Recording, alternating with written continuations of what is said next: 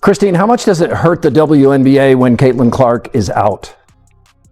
It is devastating to the WNBA when Caitlin Clark is out. Now, I know a lot of us were expecting some sort of dip since Caitlin Clark has been out with injury, but I don't think all of us were expecting the entire viewership of the entire WNBA to be down. And this tweet from Christine Brennan really stuck out to me. She said, one player gets injured and more than half the TV audience for the entire league disappears. Has any other athlete ever had that kind of impact on a sport? Golf without Tiger definitely dropped precipitously on occasion.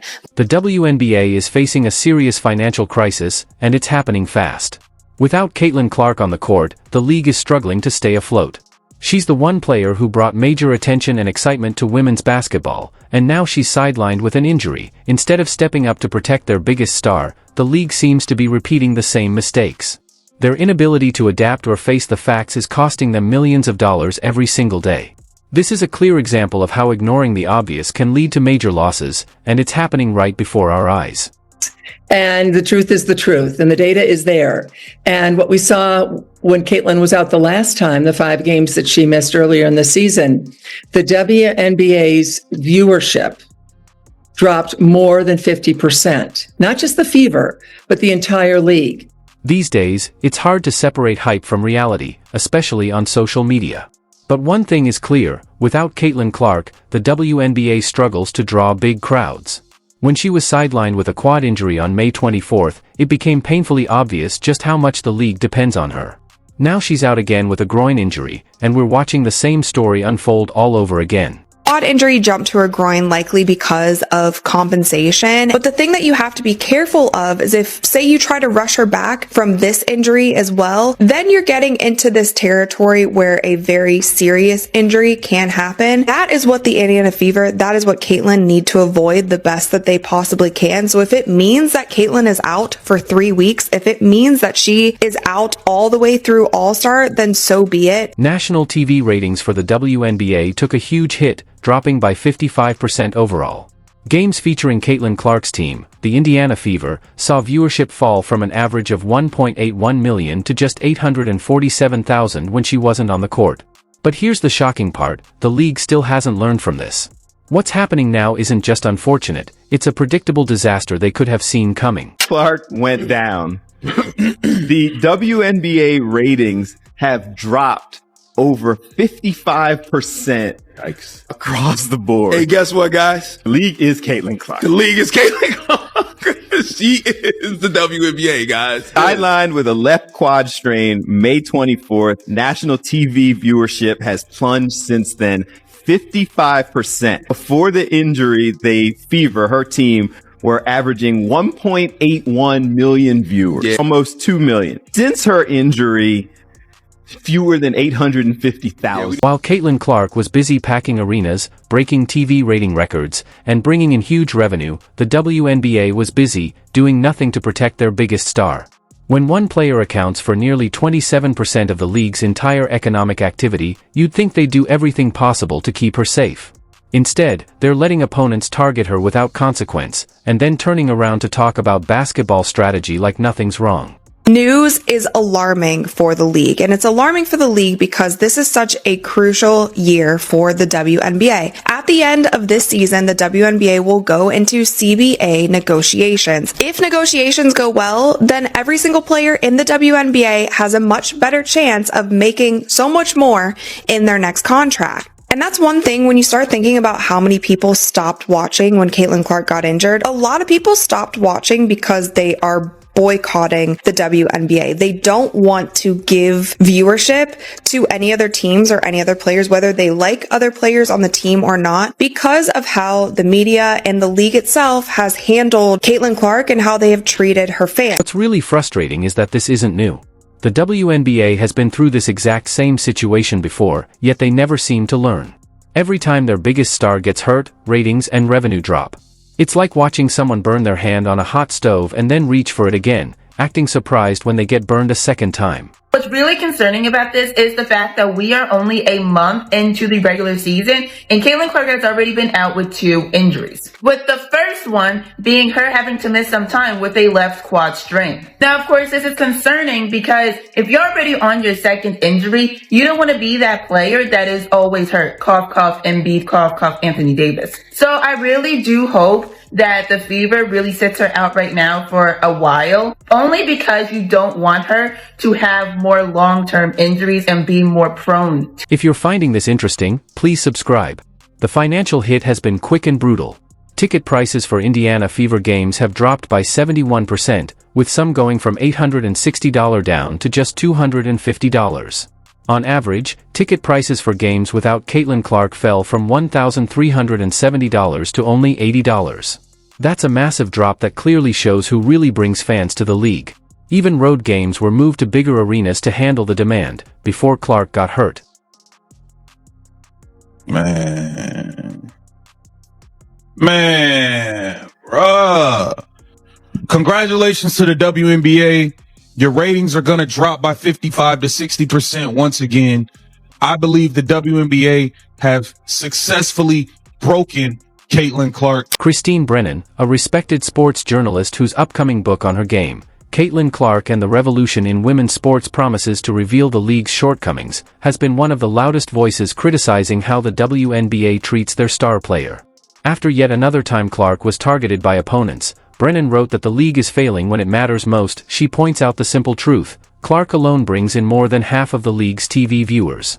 Yet, the WNBA keeps allowing her to take cheap shots and hard fouls, moves that do nothing but try to intimidate the player who draws the biggest crowd. It's like a restaurant owner standing by while customers harass the chef, the very person whose cooking keeps people coming back. As big a deal as Tiger was in men's golf, Keith, he did, and when he was gone, it affected the ratings, but nothing like that. And, Michael Jordan being out, maybe a 5 percentage points or something. Nothing like this. You can make a strong case, and I will make that case, and have that there is no one single athlete more important to his or her sport or tour or whatever the circuit is that they play on than Caitlin Clark is to the WNBA. The pattern is frustratingly familiar. Opponents foul Clark hard, often more to send a message than to play the game. Out of the league's 30 flagrant fouls in 2024, 5 were against Clark, with the Chicago Sky responsible for 80% of those. When she fights back, she's called too aggressive. When she doesn't, she's labeled soft. It's a no-win situation the league has created, and refuses to fix. Meanwhile, the financial damage keeps growing. The WNBA was already expected to lose $50 million this year, even with Clark boosting popularity. Without her on the court, those losses are climbing fast. TV ratings are dropping, merchandise sales are slowing, and attendance is slipping back to where it was before Clark arrived. I don't even know where to begin, man. I hope Caitlin Clark is okay. I want to know when this injury even happened, bro, because let's be serious here. She has the quad injury. Mind you, Caitlin Clark hadn't missed a game since she was like 19 years old, since she was like 18 in college or something. Now she has a groin injury. We've never seen Caitlin Clark play as bad as she played the last 3 games. Let's just be serious here.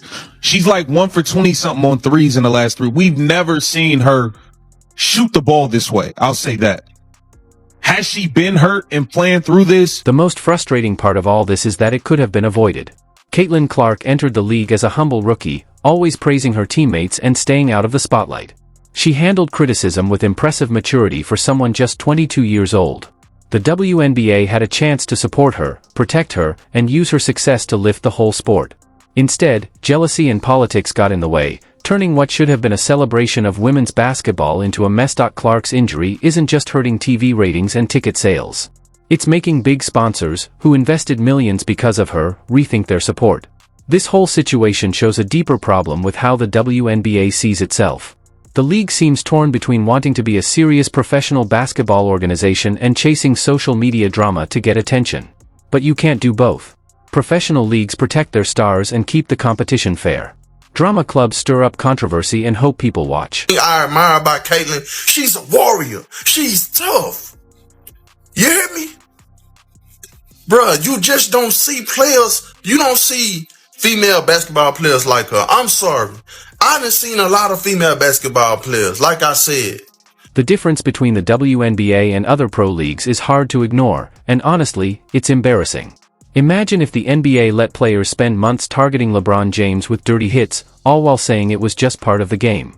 The league would step in immediately, handing out suspensions faster than you could say, flagrant foul. But the WNBA seems fine letting this harmful pattern go on, acting like any attention is good attention, because the league hasn't protected Clark, it's created a toxic atmosphere. Fans are starting to skip other WNBA games because they don't believe the games will be called fairly. When your own fans say they won't watch without your biggest star because of unfair officiating, that's a serious credibility problem. And it's about much more than just ratings or money. To clean up, I believe the physicality and all this hacking and fouling that goes on, she getting blindsided by Marina Mabry. I think all of this stuff is having a wear and tear and an impact. And all you guys are doing are hurting yourselves, because the numbers are going to drop and drop and drop.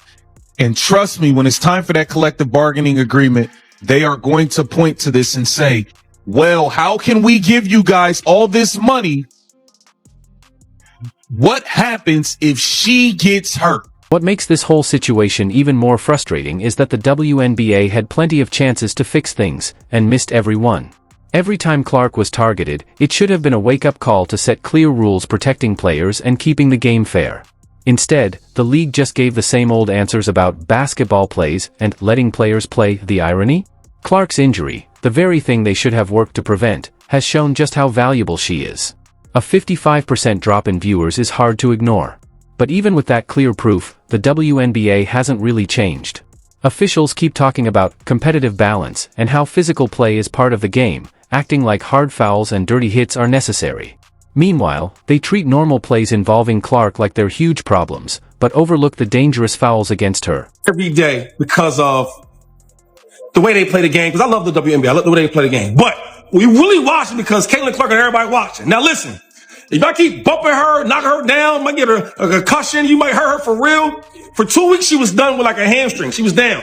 55% of the viewership was down. She comes back the next game, it's about 3 million viewers. Now let me tell you something. Growing up in the hood, they teach you this. Always protect the money.